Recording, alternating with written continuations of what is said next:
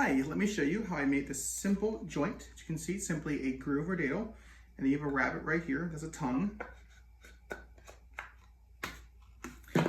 I just use essentially this rabbeting bit, and I use a table saw. Now you can obviously use a couple different things, any kind of saw, miter saw, track saw, circular saw, many different ways, but let me show how I did it.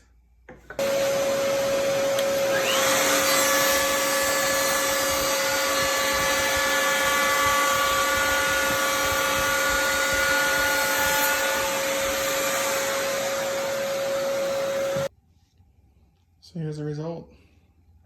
Nice tongue left over, or rabbet. So we're actually going to use this to make some simple joinery here.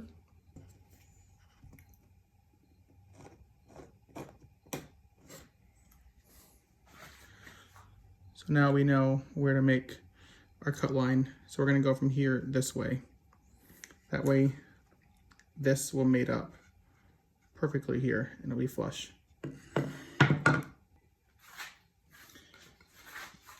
To get the depth of the blade height, what we're going to need to do is to use this, and then using this, now that we have the depth set correctly, we can then do the cable saw.